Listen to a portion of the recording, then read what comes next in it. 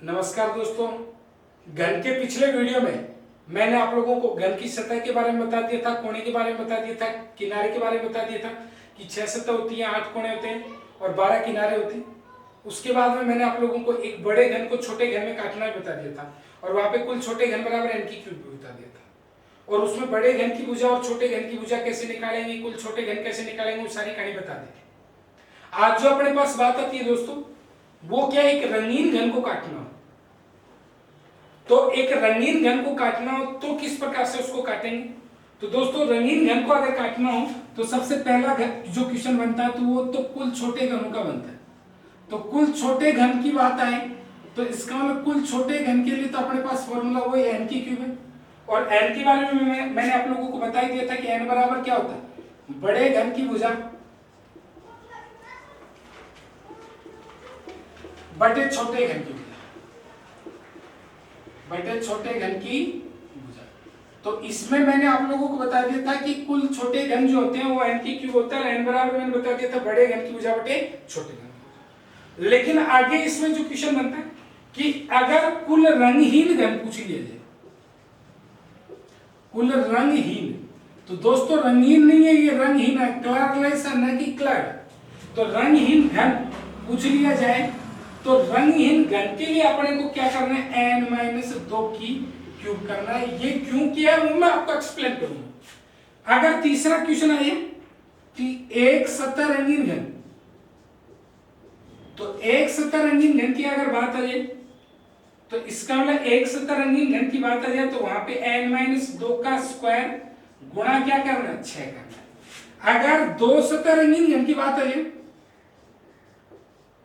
दो सतह रंगीन घन, तो वहां पे जो अपने को करना है n-2 गुणा 12 करना है। क्यों किया वो अभी एक्सप्लेन करूंगा। और तीन सतह रंगीन घन आ जाए तो तीन सतह रंगीन घन की बात आ जाए तो वो जो बात आ जाए तो वहां पे अपने को क्या करना है, 8 करना है। फिर इसके बाद में आगे 3 क्वेश्चन और बनते हैं, लेकिन सबसे पहले इन क्वेश्चन को एक्सप्लेन कर देता हूं। तो यहाँ पे दोस्तों ये क्यूब चला है तो यहाँ पे भी एक क्यूब है, यहाँ पे एक घात कम हुआ, यहाँ पे एक घात और कम हुआ, यहाँ पे 0 घात हुआ। तो 0 घात हुआ तो किसी भी संख्या की 0 घात का जो वैल्यू होता है वो कितना होता है, 1 होता है। जैसे 5 की 0 घात है 1 है, 1025 की 0 घात है 1 है, 532 की 0 घात है 1 है, 1885 की 0 घात है 1। मेरे कहने का मतलब कोई भी संख्या हो उसकी 0 घात जो है उसका मान कितना होता है, 1। अब आप लोग बोलोगे सर ये एक सतह रंगीन घन में यहाँ पे आपने 6 से मल्टीप्लाई क्यों किया। क्योंकि दोस्तों अगर एक रंगीन घन को, कलर्ड घन को अगर आप लोग काटते हो तो एक सतह रंगीन घन सतह से प्राप्त होते हैं। घन की जैसे अगर आप यहाँ सतह से काटोगे तो वो एक सतह रंगीन घन प्राप्त होंगे। क्योंकि आपको पता है कि घन जो है वो फॉर्म थोड़ी ना है, एक ठोस आकृति, एक सॉलिड आकृति, और सॉलिड आकृति है तो उसकी सतह पे कलर होगा, नहीं कि उसके अंदर वाला सरफेस है उस पे भी नहीं। तो सतह पे कलर होगा तो एक सतह रंगीन अगर यहाँ पे सतह से काटोगे तो उसकी पांचों साइड जो है वो बिना कलर की मिलेंगी और एक साइड जो है वो कलर्ड यानी कि रंगीन मिलेगी। तो एक सतह रंगीन घन सतह से प्राप्त होते हैं। सतह दोस्तों कितनी होती है, 6। तो इस वजह से इसको किससे मल्टीप्लाई किया, 6 से मल्टीप्लाई किया। उसके बाद में बात आती है दो सतह रंगीन घन। तो दो सतह रंगीन घन जो है वो दोस्तों कोने से प्राप्त है, सॉरी किनारे से प्राप्त होते हैं। क्योंकि अगर ये सतह और ये सतह, मैंने आपको पिछले वीडियो में बताया था कि जहां पे दो सतह मिलती है उस जगह को अपन क्या बोलते हैं, किनारा बोलते हैं। और किनारे से प्राप्त होते हैं दोस्तों, किनारे कितने होते हैं, 12 होते हैं। तो इस वजह से इसको किससे मल्टीप्लाई किया, 12 से। उसके बाद में तीन सतह रंगीन घन। तो मैंने आपको पिछले वीडियो में बताया था कि तीन सतह जो है वो कहां पे होती, तीन सतह जहां पे मिलती है वहां पे एक कोणा बढ़ता है। तो इसका मतलब तीन सतह रंगीन घन कोणे से प्राप्त होंगे और कोणे कितने होते हैं, 8। तो इसलिए इसको 6 से गुणा किया, इसलिए इसको 12 से गुणा किया, इसलिए इसको किससे गुणा किया, 8 से। उसके बाद में इसमें छठा क्वेश्चन ये भी बन जाता है कि कम से कम एक सतह रंगीन घन, कम से कम एक सतह रंगीन घन, रंगीन घन। या फिर सातवां क्वेश्चन ये भी बन जाता है कि कम से कम दो सतह रंगीन, कम से कम दो सतह रंगीन घन।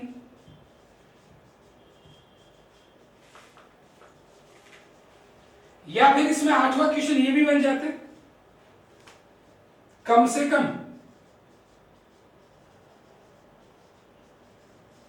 3 सतरंगी घन।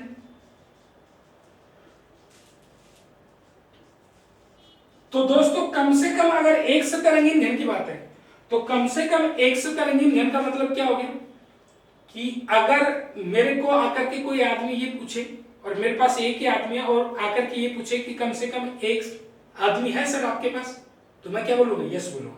तो मेरे कहने का मतलब एक की स्थिति में भी कम से कम एक है, तो एक की स्थिति क्या थी? n-2 का स्क्वायर गुणा क्या हो गया? 6। तो एक की स्थिति में भी कम से कम एक।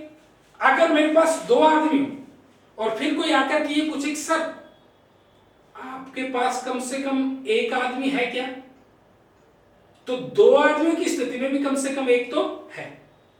तो इसका 2 की स्थिति में भी कम से कम एक है, तो n-2 गुणा क्या हो गया? 12। और दोस्तों अगर मेरे पास 3 आदमी हैं और फिर कोई आकर के ये बोले कि आपके पास कम से कम एक है क्या, तो दोस्तों 3 की स्थिति में भी कम से कम एक है, तो इसका मतलब 3 की स्थिति में कम से कम एक है, तो इसका मतलब ये क्या होगा? 8। तो मेरे कहने का मतलब 1 की स्थिति में भी कम से कम एक है, 2 की स्थिति में भी कम से कम एक है, और 3 की स्थिति में भी क्या है? कम से कम एक। तो एक कम से कम एक सतरंगीन घन का मतलब क्या हो गया? एक सतरंगीन घन प्लस 2 सतरंगीन घन प्लस 3 सतरंगीन घन, तीनों का क्या हो गया? जोड़ हो गया। अगर बात है कम से कम 2 की, तो दोस्तों अगर मेरे पास एक ही आदमी है और कोई आकर के ये बोले कि सर आपके पास कम से कम 2 आदमी है क्या, तो उस स्थिति में मेरा जो आंसर होगा वो क्या होगा? 9 होगा। नहीं, अगर मेरे पास 2 आदमी है और कोई आकर के ये बोले कि आपके पास सर कम से कम 2 आदमी है क्या, तो इसका मतलब उस स्थिति में अपना आंसर क्या होगा? Yes no. अगर मेरे पास 3 आदमी है और उस स्थिति में अगर कोई ये बोले कि सर आपके पास कम से कम 2 है, तो उस स्थिति में भी मेरा आंसर क्या हो गया? यस हो गया। तो कम से कम 2 में क्या हो गया? 2 भी आ गया, और कितना आ गया? 3 गया। और कम से कम 3 में क्या हो गया? 3 ही आ गया। क्यों? क्योंकि 1 की स्थिति में कम से कम 3 नहीं, 2 की स्थिति में कम से कम 3 नहीं, और 3 की स्थिति में कम से कम 3 है। तो इस तरीके से कुल छोटे घन n की क्यूब, कुल रंगहीन घन n-2 की क्यूब, एक सतरंगीन घन n-2 का स्क्वायर गुणा 6, और 2 सतरंगीन घन n-2 गुणा 12, 3 सतरंगीन घन 8, और कम से कम एक में क्या? 1, 2 और 3, तीनों का जोड़, कम से कम 2 में 2 और 3 का जोड़, और कम से कम 3 में क्या है? 8। रीजनिंग में आप लोगों को फॉर्मूले के नाम पे यही देखने को मिलेगी, बाकी कहीं कोई सूत्र नहीं है, कहीं कोई फॉर्मूला नहीं है। अब आप लोग बोलोगे सर क्वेश्चन किस प्रकार से है, तो क्वेश्चन आ जाए कि एक अपने को बोल दिया जाए कि एक 56 सेंटीमीटर भुजा के बड़े घन को 8 सेंटीमीटर भुजा के छोटे घनों में काट दिया जाए। एक 56 सेंटीमीटर भुजा के बड़े रंगीन घन को 8 सेंटीमीटर भुजा के छोटे घनों में काट दिया जाए। तो दोस्तों सबसे पहले n का मान निकालेंगे, तो n बराबर क्या हो गया? बड़े घन की भुजा बटे छोटे घन की भुजा। तो बड़े घन की भुजा कितनी है? 56, और बटे छोटे, तो छोटे घन की भुजा कितनी है? 8। तो 56 बटे 8, और 56 बटे 8 का मतलब क्या हो गया? 8 7 56। तो दोस्तों n का मान जो है, n का जो वैल्यू है, n का मान जो है वो कितना आ गया? 7 आ गया। अब ये n का मान 7 आ गया, तो इसका मतलब अगर क्वेश्चन में ये पूछ लिया जाए कि कुल छोटे घन कितने हैं, तो 7 की क्यूब, और 7 की क्यूब का मतलब क्या हो गया? 343। भाई 7 मल्टीप्लाई 7। अगर कुल रंगीन घन पूछ लिया जाए तो n-2, 7 - 2 की क्यूब, तो यानी कि 5 की क्यूब, तो 5 की क्यूब क्या होगा? 125। अगर इसमें ये पूछ लिया था कि एक सतरंगीन घन कितने हैं, तो n-2 का स्क्वायर गुणा 6, तो मेरे कहने का 5 का स्क्वायर कितना होगा? 25, और 25 गुणा 6, तो 25 गुणा 6 यानी कि कितना होगा? 25 की 150, तो यानी कि ये 150 हो गया। ये क्या हो गया? एक सतरंगीन घन हो गया। अगर इसमें 2 सतरंगीन घन पूछ लिए जाए तो n-2 गुणा 12, तो इसका मतलब 7 - 2 कितना हो गया? 5, 5 गुणा 12, 12 5 कितना हो गया? 7। और अगर 3 सतरंगीन घन पूछ लिया जाए तो वो कितना हो गया? 8। अगर कम से कम एक सतरंगीन घन पूछ लिया जाता तो इसका मतलब एक सतरंगीन घन 150, 2 सतरंगीन घन 60, और 3 सतरंगीन घन कितना हो गया? 8। तो 150 और 60 210 और 8 कितना हो गया 218। तो इसका मतलब ये 218 हो गया। तो इस तरीके से अगर कम से कम एक सतरंगीन घन पूछ लिया जाए तो कितना हो गया 218।